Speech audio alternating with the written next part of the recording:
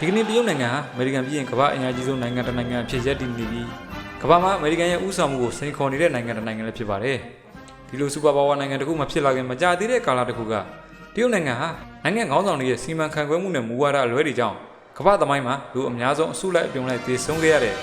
အလွန်ရှောက်ရှောက်ဝဲငတ်မုတ်ခေါင်းမမှုကြီးဖြစ်ခဲ့ရပါတယ်။ငတ်မုတ်ခေါင်းမမှုကြောင့်တရုတ်ပြည်သူတွေဟာစားလို့ရတဲ့အရာမှန်သမျှကိုစားတောက်ခဲ့ရတာပေါင်ပုံတစ်လုံးရဖို့မိမိသားသမီးကိုဒဇိန်တယောက်ကိုရောင်းစားတာငါတည်သွားရင်ငါအသားကိုစားပြီးနင်တို့အသက်ရှင်အောင်နေကြဆိုတဲ့မိသားစုအချင်းချင်းလူအချင်းချင်းပြန်လဲရှက်ပြုတ်စားတောက်တာလို့ကြောက်စရာကောင်းပြီးရင်နစ်ဘွယ်အဖြစ်အပျက်တွေဖြစ်ခဲ့ရပါတယ်ဒီလိုငတ်မုတ်ခေါင်းမမှုကြောင့်သေဆုံးခဲ့ရတဲ့အရေးအတွက်ဟာလူတန်းပေါင်း45တန်းကျော်တချို့သမိုင်းပညာရှင်တွေကတော့55တန်းကျော်လောက်ရှိခဲ့လိမ့်မယ်လို့ခန့်မှန်းပါတယ်ဒီအရေးအတွက်ဟာဒုတိယကမ္ဘာစစ်အတွင်းစစ်ကြောင့်သေဆုံးခဲ့ရသူအရေးအတွက်နဲ့စားလူနီးပါးအရေးအတွက်လည်းဖြစ်ပါတယ်ဒီလူသမိုင်းတစ်လျှောက်အဆိုးအဆုံးငတ်မုတ်ခေါင်းမမှုကြီးဟာဘာကြောင့်ဖြစ်ရတာပါလဲဘလို့စဖြစ်ခဲ့ပါသလဲဘယ်သူတွေမှတာဝန်ရှိတယ်လဲဆိုတာကိုဒီနေ့ဗီဒီယိုမှာပြောပြသွားမှာဖြစ်ပါတယ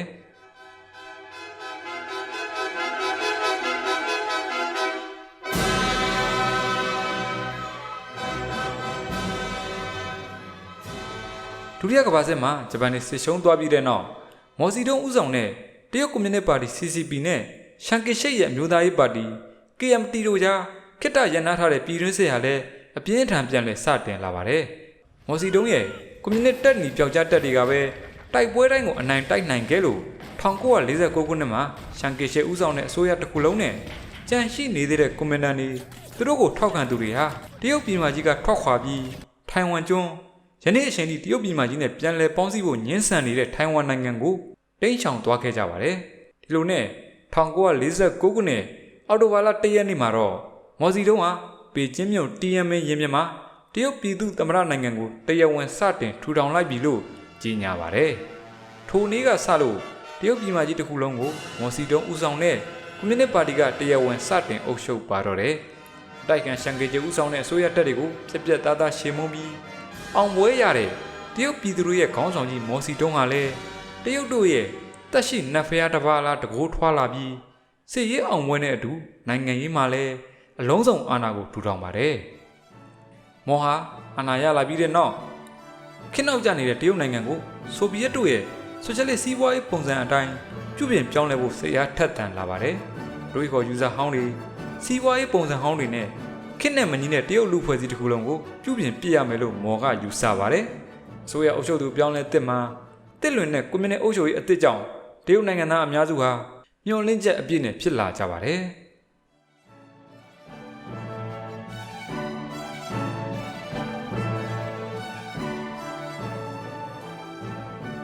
မော်စီတုံးဟာအာဏာရလာပြီးချင်းမှာပဲသူအလွန်လေးစားအားကြရသူကွန်မြူနစ်ကမ္ဘာရဲ့ခေါင်းဆောင်ဖခင်ကြီးဆိုဗီယက်ပြည်ထောင်စုခေါင်းဆောင်စတာလင်ကိုတွေ့ဆုံဖို့နဲ့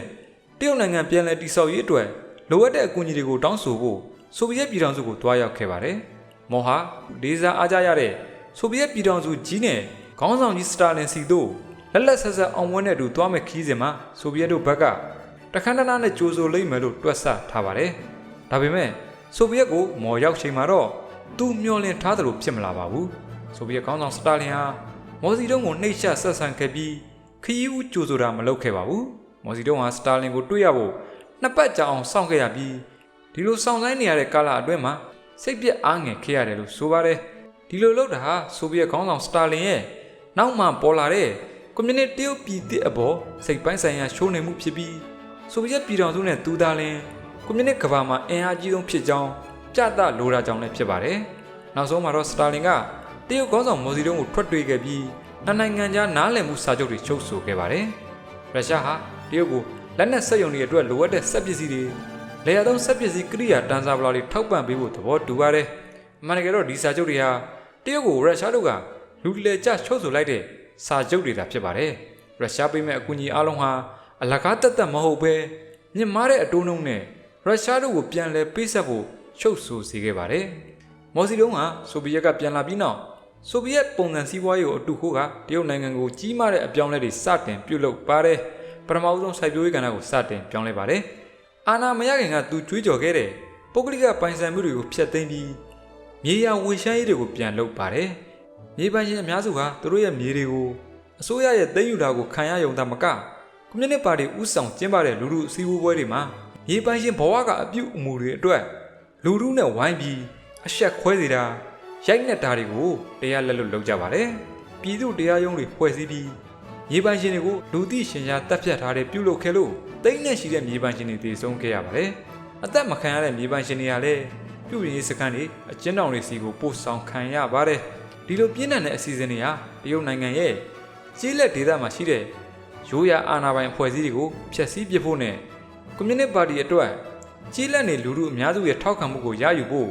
မော်စီတုံးရဲ့ဗျူဟာတရလည်းဖြစ်ခဲ့ပါတယ်။မြေပိုင်ရှင်တွေစီကမြေတွေကိုသိမ်းယူပြီးပြန်လည်ဝင်ငှပေးတာကြောင့်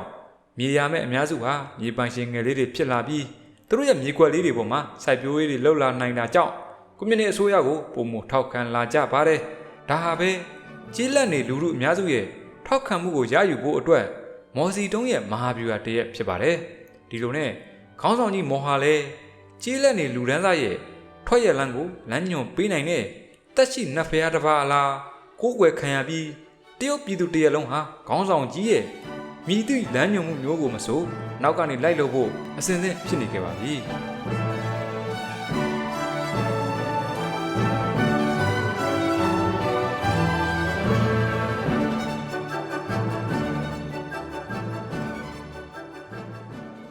လေယာဉ်မြေဝေရှမ်းရေးပြန်လုပ်ပြီး3နှစ်အကြာမှာတော့မော်စီတုံးကခွဲဝေလိုက်တဲ့လေယာဉ်မြေတွေကိုပိုင်ဆိုင်တဲ့မြေပိုင်ရှင်လူဒန်းသားတရက်ပြန်ပေါ်လာမှာကိုစိုးရိမ်ပြန်လာပါတယ်။ဒါကြောင့်သူအရင်ကတည်းကစိတ်ကူးရင်ထားတဲ့ဆိုဗီယက်ပုံစံဆိုရှယ်လစ်စီးပွားရေးဖြစ်တဲ့လေယာဉ်မြေတွေကိုအစိုးရကပြန်သိမ်းယူပြီးစုပေါင်းပြန်လုပ်ဖို့တဖန်ကြံစီပြန်ပါတယ်။လယ်သမားတွေကိုလည်းလေယာဉ်မြေတွေကိုအစိုးရစီပြန်လဲအပ်နှံဖို့စီယုံခဲ့ပါတယ်။တိုက်တိုက်ဆိုင်ဆိုင်ပဲ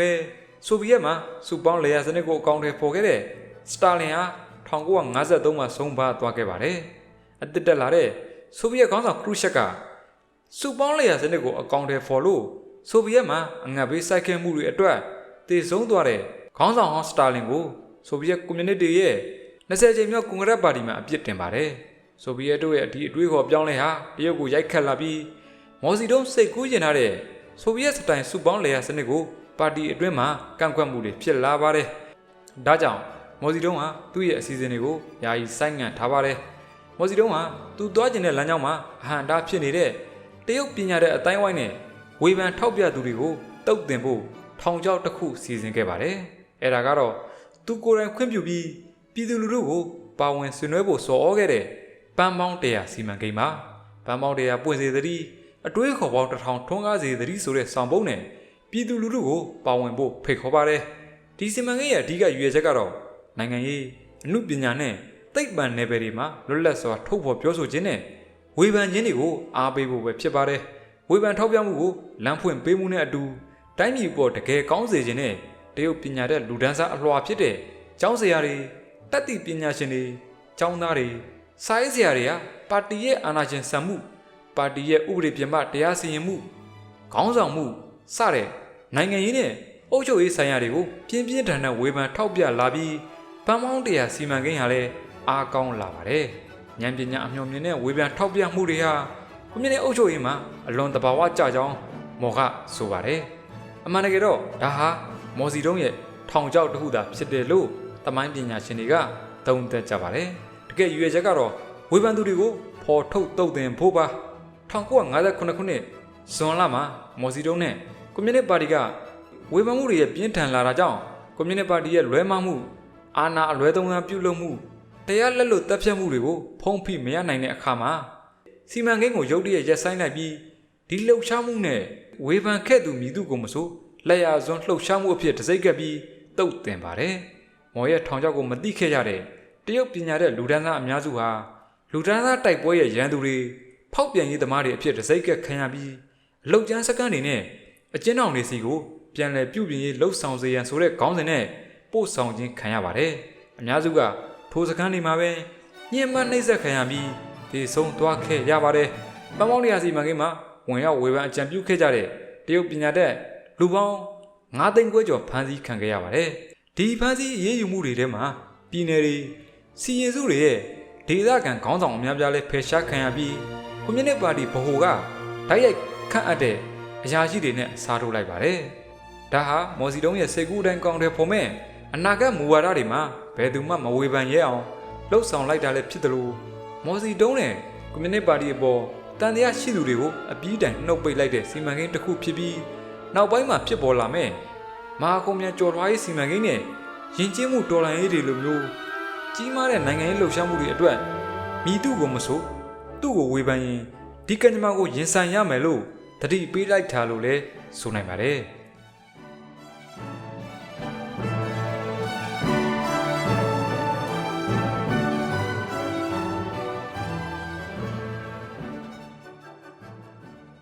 ပါတီတွင်းနဲ့နိုင်ငံထဲမှာဝေဖန်သူတွေနဲ့အာဏာဖီဆန်သူတွေကိုဖြုတ်ထုတ်သက်တုတ်တင်တာတွေလုပ်ပြီးတဲ့နောက်မော်စီတုံးဟာဆိုဗီယက်ပြည်ထောင်စုကိုနောက်တစ်ခေါက်ပြန်သွားပါတယ်ဒီတစ်ခေါက်မှာတော့သူ့ကိုမတူသလိုမတန်သလိုဆက်ဆံခဲ့တဲ့ဆိုဗီယက်ခေါင်းဆောင်စတာလင်တည်ဆုံးသွားလို့သူ့ရဲ့နေရာဆက်ခံသူခရုရှက်နဲ့တွေ့ဆုံခဲ့ပါတယ်နိုင်ငံမှာမိတ်ဆက်ဆံရေးနဲ့စီးပွားရေးဆိုင်ရာစာချုပ်တွေကိုနိုင်ငံခေါင်းဆောင်တွေလက်မှတ်ရေးထိုးကြပါတယ်ဆိုဗီယက်ခေါင်းဆောင်ခရုရှက်ကနောက်15နှစ်အတွင်းဆိုဗီယက်ရဲ့စီးပွားရေးဟာအမေရိကန်ကိုချော်တက်ရမယ်လို့ကြွေးကြော်နေစမှာပဲမော်စီတုံးကလည်းအလားတူနှစ်အတွင်းတမ်မဏိထုတ်လုပ်ရေးမှာအင်္ဂလန်ကိုချော်တက်ရမယ်လို့ကြွေးကြော်ပါတယ်မော်စီတုံးဟာ1958ခုနှစ်မှာတော့မဟာခုံပြန်ကျော်လွှားရေးစီမံကိန်းကိုတရားဝင်ကြေညာပြီးစတင်အကောင့်ထဲပေါ်ပါတယ်မြေယာဝေရှမ်းရေးလုပ်ပြီးတဲ့နောက်မြေရှင်ငယ်လေးတွေဖြစ်လာတဲ့လယ်သမားတွေစီကနေမြေယာတွေအပါအဝင်ပြည်သူလူထုရဲ့ပိုင်ဆိုင်မှုမှန်သမျှကိုပြန်လည်သိမ်းယူပြီးဘုံစနစ်ကိုအကောင့်ထဲပေါ်ပါတယ်မော်စီတုံးကဘုံစနစ်ဆိုတာတရုတ်လူအဖွဲ့အစည်းကိုဆိုရှယ်လစ်နိဗ္ဗာန်ဘုံကိုခေါ်သွားမယ်တရားအဖြစ်စိတ်အားထက်သန်စွာပုံဖော်ပါတယ်ဆိုရှယ်လစ်နိဗ္ဗာန်ဘုံကိုသွားမယ်တရားဖြစ်တဲ့စုပေါင်းပုံစနစ်ဆိုတာပြည်သူလူထုရဲ့လယ်ယာမြေပိုင်ဆိုင်မှုမှန်သမျှကိုအစိုးရကသိမ်းယူပြီးဘာပိုင်ဆိုင်မှုမှမရှိတော့တဲ့အိမ်အောင်စုတစ်ခုချင်းစီကိုစုစည်းပြီးတော့ကြီးမားတဲ့ဘုံစခန်းတွေမှာပြည်သူတွေကိုစုစည်းထားတာမျိုးပါထိုနေရာတွေမှာပဲအစိုးရကရှာမှတ်ပေးတဲ့စိုက်ပျိုးရေးစက်မှုလုပ်ငန်းနဲ့တခြားမူဝါဒတွေကိုပြည်သူလူထုကလိုက်လုပ်ရတာမျိုးပါအိမ်အောင်စုတစ်ခုချင်းစီရှက်ပြုတ်စားတာတော့ကိုခွင့်မပြုဘဲဘုံစခန်းတွေမှာကျွေးတာစားရပါတယ်ပြည်သူတွေစီမှာမိသည့်ပိုင်ဆိုင်မှုမှမထားဘဲအစိုးရကသာအလုံးစုံပိုင်ပါတယ်ထိုစခန်းတွေကထွက်လာတဲ့စိုက်ပျိုးရေးထုတ်ကုန်စက်မှုထုတ်ကုန်တွေကိုအစိုးရစီအားလုံးအကြရပါတယ်အစိုးရကနိုင်ငံတော်မှာရှိတဲ့ဘုံစခန်းအသီးသီးကအနှံလာတဲ့ကောက်ပွဲသီးနှံတွေကိုစီမံခန့်ခွဲပြီးထိုဘုံစခန်းတွေစီကိုရိတ်ခါပြန်လဲဝင်လာတာပိုရှန်တာတွေကိုနိုင်ငံခြားကိုတင်ပို့တာတွေစီမံပါတယ်ဒီလိုပုံစံနဲ့တရုတ်နိုင်ငံလူဦးရေရဲ့69%သောတရုတ်နိုင်ငံသားတွေဟာထိုဘုံစခန်းတွေမှာပဲအစိုးရကရှာပေးတဲ့သတ်မှတ်အရေးအတွက်ကိုပြည့်မီဖို့အလုပ်တွေကိုပင်ပန်းကြည့်စွာလုပ်ခဲ့ကြရပါတယ်ထိုစခန်းတွေကိုဦးဆောင်သူတွေကတော့ပါတီကိုဓာတ်ရိုက်အစီရင်ခံရတဲ့ကွန်မြူနစ်ပါတီအရာရှိတွေဖြစ်ပါတယ်တမ်မဏိထုတ်လုပ်ရေးမှာ15နှစ်အတွင်းအင်္ဂလန်ကိုကြော်တက်ရမယ်လို့ကြွေးကြော်ထားတဲ့မော်စီတုံးဟာတမ်မဏိထုတ်လုပ်ရေးတွေမှာပါညဘက်မှာလှုပ်ခိုင်းပါတယ်နေကင်းဘက်စိုက်ပျိုးရေးလုပ်ညဘက်တန်ရီကြိုရတဲ့တရုတ်ပြည်သူတွေဟာအိတ်ချိန်6နာရီသာရှိကြပါတယ်အစိုးရကရှာပေးထားတဲ့တတ်မှတ်အရေးအတွက်မပြည့်မီရင်လက်စားမှုလုပ်ရည်ကန်ရင်ညံပြင်းမှုစတဲ့စိုးစွဲချက်တွေနဲ့စခန်းတာဝန်ခံအရာရှိတွေကိုတေတံအထိအပြစ်ပေးရေးယူတာကြောင့် CCP အရာရှိတွေဟာအောက်ကပြည်သူလူထုကိုဖိနှိပ်ပြီးရဲရဲဆက်ဆက်စေခိုင်းတာအထက်ကိုစည်ရင်လိမ်နေတာတွေလုပ်ကြပါတယ်အစိုးရကိုတတ်မှတ်ထားတဲ့တမ္မဏိတန်ချိန်အနှံ့ရေးအပြင်းထန်စူးစမ်းရတဲ့စုပေါင်းပုံစံတွေဟာတန်ရီကြိုဖို့ကုန်ညမ်းရှာမရတာကြောင့်အရာရှိတွေဟာလယ်သမားတွေရဲ့လယ်ယာသုံးတန်တဲ့ပစ္စည်းတွေပြည်သူတွေရဲ့ဓာန်ငိုးဓာန်ကွက်တွေစာတင်ကျောင်းတွေကတန်ကုန်တွေခေါင်းလောင်းတွေဆေးရုံတွေကတန်ကရင်တွေကိုပါတန်ရီထက်ကြိုကြပါတယ်တန်ရီကြိုတဲ့နေရာမှာလိုအပ်တဲ့မီးပြင်းအားရစေဖို့တစ်တောအများပြားကိုခုတ်လဲပြီးထင်းအဖြစ်သုံးတာကြောင့်တစ်တောပြုံးလိမှုကိုလည်းအကြီးကျယ်ဖြစ်ပေါ်စေပါတယ်တစ်တောမရှိတဲ့ဘုံစခန်းတွေမှာတော့ပြည်သူတွေရဲ့အိုးအိမ်တွေကိုထင်းအဖြစ်သုံးကြပါတယ်အထက်ကပေးပို့လာတဲ့တတ်မှတ်ချက်တွေကိုပြည့်မီဖို့ကိုနီးကိုဟန်နဲ့လုပ်နေတဲ့ဘုံစခန်းတွေဟာဤပညာမရှိပဲရန်တန်လုံးနေတာကြောင့်ပြည်ပပို့ဖို့နေနေသားသားပြည်တွင်းမှာတော့တုံးမရတဲ့တန်ရိုင်းအဆင့်သာရှိပါတယ်စိုက်ပျိုးရေးနည်းစနစ်ပိုင်းအားနေတာကြောင့်အပေများများစိုက်ရင်အသီးများများသီးမယ်ထင်တဲ့မော်စီတုံးဟာအသီးနှံများများထွက်အောင်သီးနှံထူထူစိုက်ဖို့ထွန်းနဲ့တူးဖို့စားတဲ့နီလန်းမားတွေကိုညွှန်ကြားတဲ့အတိုင်းဘုံစခန်းတွေကလိုက်လုပ်ကြပါတယ်ပန်းမောင်းတရားစီမံကိန်းနောက်ပိုင်းမော်စီတုံးနဲ့ကွန်မြူနစ်ပါတီကိုမဆိုထားနဲ့ဘုံစခန်းက CCP အရာရှိတွေကိုတောင်ပြည်သူကမှနီလန်းမားတွေကိုထောက်ပြဝေဖန်တာမျိုးမလုပ်ရဲကြတော့ပါဘူးဒီလိုနဲ့သီးနှံထွန်းလုံးရောကြတာသီးနှံတွေပျက်စီးတာတစ်တော့အလွန်အကျွံခုတ်လဲတာကြောင့်ရေလွှမ်းမိုးတာဂျာတိရုမမှန်တာတွေဖြစ်လာပါတယ်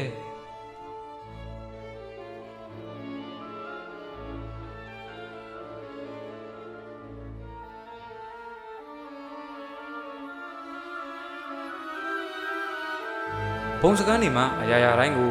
CCB အရာရှိတွေကပဲရှုပ်ကင်ထားပါတယ်ပြည်သူတွေငွေကြေးသုံးစွဲတာကိုပယ်ဖျက်ပြီးငွေကြေးအစားပွိုင်ပေးတဲ့စနစ်ကိုဘုံစကန်းတွေမှာကျင့်သုံးကြပါတယ်အလုံးလုံးလို့ရလာတဲ့ထိုပွိုင်နဲ့အစားအသောက်ဆေးဝါးတွေနဲ့ပြန်လဲရပါတယ်ဖြားနာနေလို့အလုံးမလုံးနိုင်ရင်ပွိုင်မရပါဘူးပွိုင်မရရင်အစားအသောက်လည်းမရပါဘူးဆေးလည်းမကုပေးပါဘူးနောက်ဆုံးမှာတော့အသေးခံရပါတယ်အလုပ်များများလုပ်မှအမှတ်များများရပါတယ်အမှတ်များများရမှအစားအသောက်များများရပါမယ်နေမကောင်းလို့အလုံးမလုံးနိုင်ရင်တော့ရှိပြီးသားအမှတ်တွေပြန်နှုတ်ခံရပါတယ်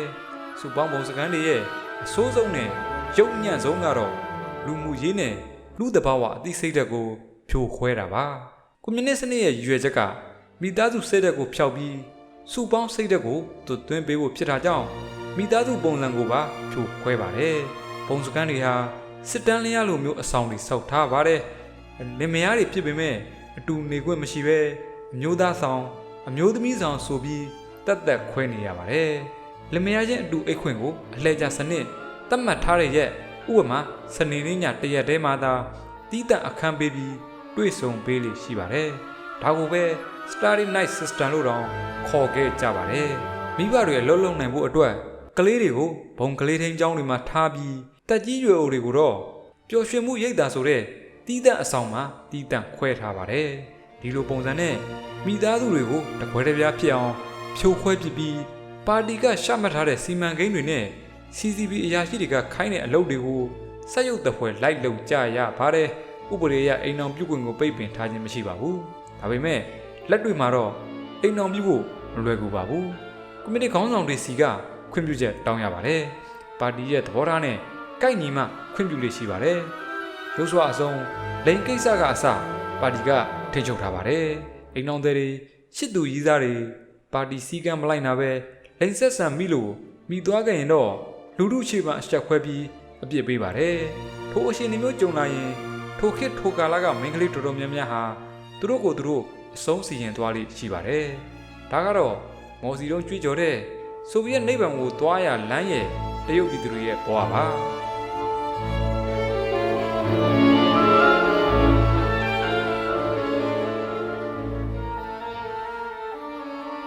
တရုတ်ပြည်သူတွေဟာညီမနာညမနာလှုပ်ပြီးစူးစမ်းလှုပ်လို့နိုင်ငံရဲ့စီးပွားရေးကုန်လုံးစွမ်းဟာတိုးတက်မလာတဲ့အပြင်အများကြီးဆုတ်ယုတ်သွားပါတယ်စနစ်တစ်ခုလုံးနဲ့အဖလားပေါင်းစုံမှာလိမ့်လည်မှုတွေနဲ့ပြည့်နေနေပါတယ်တရုတ်ကောင်းဆောင်တွေကများပြားလာတဲ့တတ်မှတ်အရေးတက်တွေရှာပေးပြီးမဖြစ်ပြအောင်လှုပ်ခိုင်းကြတယ်လို့အောက်ကလည်းအထက်ကိုတကယ်မရှိတဲ့ကုန်ထုတ်ကိန်းကနန်းတွေပြန်လဲတင်ပြကြတာပါ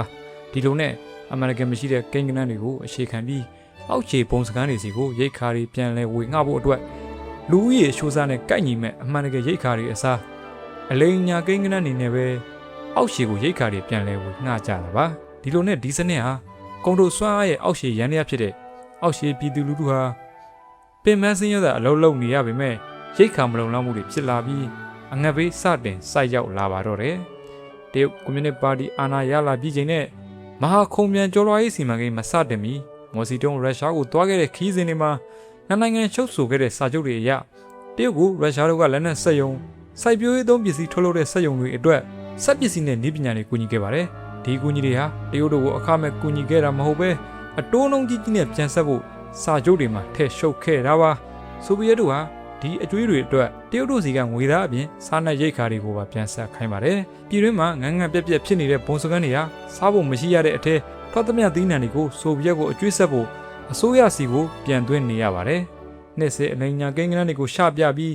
ပါတီခေါင်းဆောင်ပိုင်းတွေကိုမျက်နှာချိုသွေးဖို့ဆိုရှယ်လစ်စီးပွားရေးရဲ့တိုးတက်မှုအကြောင်းကဘာကိုဝါဒဖြန့်ဖို့စားစရာမရှိတာတောင်ပြည်ပကိုစားနပ်ရိက္ခာတင်ပို့တာတွေဟာပြည်တွင်းစားနပ်ရိက္ခာမလုံလောက်မှုကိုပိုမိုဆိုးဝါးစေခဲ့ပါတယ်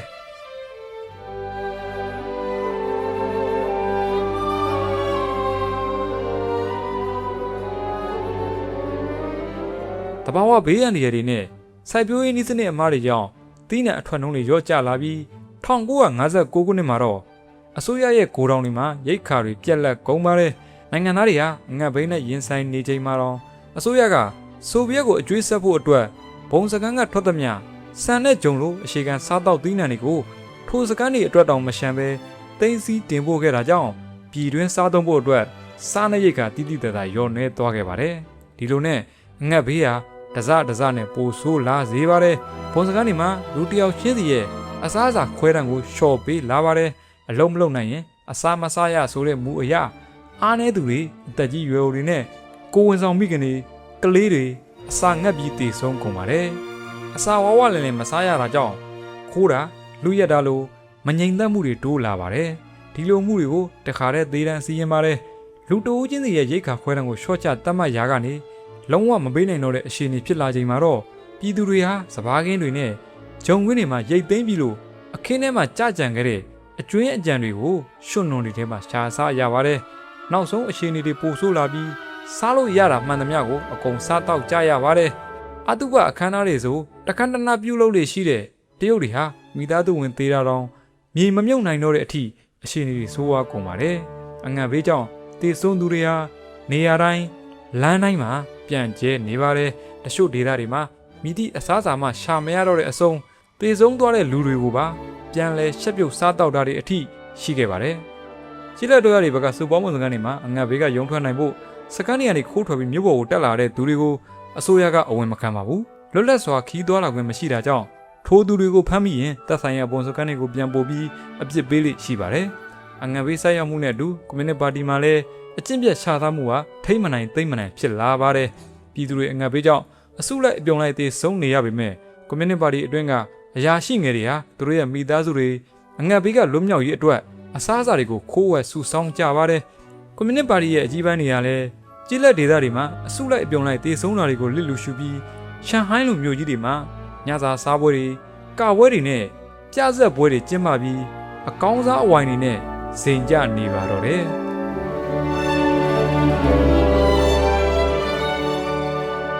တရုတ်ပြည်သူလူထုဟာလူသမိုင်းတစ်လျှောက်အရေးအတွက်အများဆုံးအစုလိုက်အပြုံလိုက်ငတ်ပြတ်သေးဆုံးနေတာတော့မော်စီတုံးဟာခေါင်းမာမြဲခေါင်းမာပြီးသူ့ရဲ့မူဝါဒတွေကိုပါတီအစည်းအဝေးတိုင်းမှာအကောင်းဘက်ကကြီးပြောလို့ရှိပါတယ်ဒီလိုသေဆုံးမှုတွေဟာဆိုရှယ်လစ်နိုင်ငံကြီးကိုတည်ဆောက်ရမှာရှောင်လွဲလို့မရတဲ့ဘေးထွက်ဆိုးကျိုးတွေအဖြစ်လိုအပ်တဲ့အဖိုးအခအဖြစ်ပုံဖော်လေးရှိပါတယ်လူတွေအစုလိုက်ပြုံလိုက်သေဆုံးနေရတဲ့ပတ်သက်ပြီးမော်စီတုံးရဲ့နာမည်ကျော်မှတ်ချက်တစ်ခုကတော့လူတွေသေတာကကိစ္စမရှိဘူးဒါကလူသားမျိုးနဲ့တိုးတက်ပြောင်းလဲမှုတမိုင်းတစ်လျှောက်ဖြစ်ပေါ်ခဲ့တဲ့တဘာဝဖြစ်စဉ်ပါပဲဆိုတဲ့ပေါ့ပေါ့တန်တန်သဘောထားမှတ်ချက်ပါအပြည့်နာစာတွေဟာအရာအလုံးရဲ့10ပုံ1ပုံမျှပဲရှိပါတယ်ကျန်တဲ့90ပုံကတော့ကျွန်တော်တို့ရဲ့အောင်မြင်မှုပဲဖြစ်တယ်လို့သူကဆိုပါတယ်ငါတို့ရဲ့အောင်မြင်မှုတွေကိုလုံးဝမေ့ပြစ်ပြီးအမားတွေကိုထောက်ပြနေလို့မရဘူးလို့ဆိုပြန်ပါတယ်တော်လိုင်းရေးလုပ်ပြီးဆိုရင်လူတွေကသေတာပဲဆိုဗီယက်ပြည်ထောင်စုမှာလီနင်လက်ထက်စတာလင်လက်ထက်တို့မှာလည်းလူသေမှုတွေရှိခဲ့တာပဲဒါဟာရှောင်လွှဲလို့မရတဲ့ကိစ္စပဲရွေချက်ကြီးမှတဲ့တော်လိုင်းလုပ်ငန်းတိုင်းမှာလူတွေသေဆုံးမှုဆိုတာရှိသမျှပဲဆိုတဲ့အယူအဆမျိုးနဲ့တမိုင်းကြောင်းကိုဆွဲယူကိုးကားပြီးသူ့ရဲ့ခေါင်းဆောင်မှုအလွဲကနေတရုတ်ပြည်အငတ်ဘေးကြောင့်ပြည်သူလူထုတန်းနဲ့ချီသေဆုံးနေတာကိုပေါ့ပေါ့တန်တန်သဘောထားမှတ်ချက်ပြုခဲ့တာပါ1959ခုနှစ်မှာကျင်းပခဲ့တဲ့တရုတ်ကွန်မြူနစ်ပါတီရဲ့10နှစ်ပြည့်ပွဲကိုဆိုဗီယက်ခေါင်းဆောင်ခရုရှက်လာရောက်ခဲ့ပြီးမော်စီတုံးကိုစတာလင်ရဲ့လမ်းမမျိုးမလိုက်ဖို့အကြံပေးခဲ့ပါတယ်ခရုရှက်ရဲ့အကြံပေးကိုမော်စီတုံးကပြန်လဲတုံ့ပြန်ခြင်းမပြုပေမဲ့နောက်ပိုင်းမှာတော့မော်စီတုံးဟာခရုရှက်ရဲ့အကြံပေးချက်တွေကိုပြင်းပြင်းထန်ထန်ပယ်ရှားခဲ့ပါတယ်မော်စီတုံးဟာဆိုဗီယက်ခေါင်းဆောင်ကိုရင်းချက်မှုမရှိသူကြောက်ရွံ့သူနဲ့မတ်လီနင်ဝါဒကိုသစ္စာဖောက်သူအဖြစ်ရှုမြင်ခဲ့ပါတယ်ဒီရှုမြင်ချက်ကြောင့်ပဲနောက်မှပေါ်ပေါက်လာမဲ့တရုတ်ဆိုဗီယက်ကွဲပြဲမှုကိုပုံမသေးချာစေခဲ့တဲ့အဓိကအကြောင်းရင်းတစ်ခုလည်းဖြစ်ပါတယ်1959ခုနှစ်မှာတော့တရုတ်ကွန်မြူနစ်ပါတီဥက္ကဋ္ဌမော်စီတုံးရဲ့မူဝါဒတွေကိုမနှစ်သက်တဲ့လူလျှောက်ကြီးဟာသမရဖြစ်လာပါတယ်သမရဖြစ်ပြီးနောက်တစ်နှစ်မှာပဲလူဟာတိုင်းပြည်မှာဖြစ်ပျက်နေတဲ့ပဂရိအရှင်တွေကိုသိရဖို့သူကိုယ်တိုင်အောက်ရှည်ထိကွင်းစင်းစုံစမ်းတာတွေစလုပ်ပါတယ်1961မှာသမရဟာသူမွေးရမြေဖြစ်တဲ့ဟန်နန်စီရင်စုကိုတွားရောက်လေ့လာပါတယ်မွေးရမြေကိုကွင်းစင်းလာတဲ့သမရဟာသူ့ရဲ့ဇာတိကိုရောက်လာချိန်မှာတော့သူ့ရဲ့မိသားစုဆွေမျိုးတွေတငယ်ချင်းတွေဟာတယောက်မှမရှိကြတော့ပါဘူးတော်တော်များများဟာမဟာကုန်းပြန်ကျော်လွှားရေးစီမံကိန်းအတွင်းမှာပဲအစာရေစာငတ်ပြတ်ပြီးတည်ဆုံးကုန်ကြတာပါဒီသတင်းကိုအထက်မရောက်အောင်ဒေသအာဏာပိုင်တွေကဖုံးဖိထားတာကြောင့်ဒီလောက်ဆိုးဝါးနေမှန်းသမရလည်းအမှန်တိုင်းမသိခဲ့ရပါဘူးဒီလိုနဲ့သမရဟာဆုံးဖြတ်ချက်တစ်ခုကိုပြပြတသားရှာမှတ်လိုက်ပါတယ်အဲ့ဒါကတော့မဟာကုန်းပြန်ကျော်လွှားရေးစီမံကိန်းကိုရက်မှရတော့မယ်ဆိုတာပါနိုင်ငံတော်ကပါတီဝင်9000ပါဝင်တဲ့1962ခုနှစ်မှာပြုလုပ်တဲ့တရုတ်ကွန်မြူနစ်ပါတီအစည်းအဝေးပွဲမှာမဟာကုန်းပြန်ကျော်လွှားရေးစီမံကိန်းကိုရပ်ပစ်ဖို့လှုပ်ဝက်မဲနဲ့မဲခွဲဆုံးဖြတ်ရမှာတော့သမရလူဦးဆောင်တဲ့စီမံကိန်းရပ်တန့်ရေးကိုအများစုကထောက်ခံခဲ့ကြပြီး ပါတီဥက္ကဋ္ဌကြီးမော်စီတုံးရဲ့မူဝါဒတွေကိုအ ਨੇ စုကထောက်ခံခဲ့တာကြောင့်ဒီစီမံကိန်းကိုရပ်တန့်ဖို့ဆုံးဖြတ်ခဲ့ကြပါတယ်ဒီလိုနဲ့သမ္မတလူလျှောက်ကြီးရဲ့မှန်ကန်တဲ့ဥဆောင်မှုဟာဥက္ကဋ္ဌကြီးမော်ရဲ့ဩဇာအာဏာကိုစိန်ခေါ်သလိုဖြစ်လာပါတယ်လူပေါင်းတန်း40ကျော်သေဆုံးခဲ့တဲ့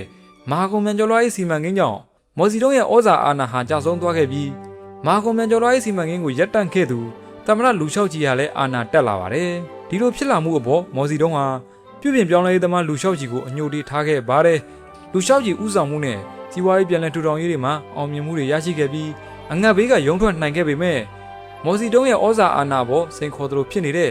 သူ့ရဲ့ပြုပြင်ပြောင်းလဲရေးလှုပ်ဆောင်မှုတွေကြောင့်၎င်းရဲ့အာဏာဟာကြာရှည်မခံခဲ့ပါဘူး1966ခုနှစ်မှာတော့မော်စီတုံးကသူ့ရဲ့ပြိုင်ဘက်တွေကိုတုံ့တင်ဖို့အတွက်တက်နီလူငယ်တွေကိုသွေးထိုးမြောက်ပင့်ပေးပြီးယဉ်ကျေးမှုဒေါ်လာရေးကိုစတင်ပါတယ်သူ့ရဲ့နိုင်ငံရေးပြိုင်ဘက်တွေကိုတုံ့တင်ရမှာလူလျှောက်ချီကလည်းကွန်မြူနစ်ဝါဒကိုစန့်ကျင်တဲ့အရင်းရှင်ဝါဒကိုလိုက်နေသူအဖြစ်တသိက်ကပြစ်မှတ်ထားရှုံချခံခဲ့ရပြီး1968ခုနှစ်အရောက်မှာတော့မော်စီတုံးဗတ်တော်သားတွေရဲ့ဖမ်းဆီးထိန်းသိမ်းခြင်းကိုခံခဲ့ရပါတယ်ဖမ်းဆီးထိန်းသိမ်းခံရစဉ်1969ခုနှစ်မှာတော့အကျဉ်းထောင်ထဲမှာပဲနှိပ်စက်ခံရပြီးသမ္မတလူလျှောက်ကြီးကွယ်လွန်သွားခဲ့ပါတယ်ဒီလိုနဲ့တရုတ်နိုင်ငံလူပေါင်း45သန်းသေဆုံးခဲ့တဲ့အဓိကဇက်ကောင်မော်စီတုံးဩဇာပြန်တက်လာပြီးယဉ်ကျေးမှုဒေါ်လာရင်းခေါင်းစဉ်နဲ့သူ့ရဲ့ပြိုင်ဘက်တွေနဲ့ဝေဖန်သူတွေကိုတုံ့တင်ဖို့နောက်ထပ်လူသက်ပွဲကြီးတွေကျင်းပမယ်ခေတ်တစ်ခေတ်ကိုပြန်လည်ဦးဆောင်သွားပါတော့တယ်ခင်ဗျာအားလုံးကိုကျေးဇူးတင်ပါတယ်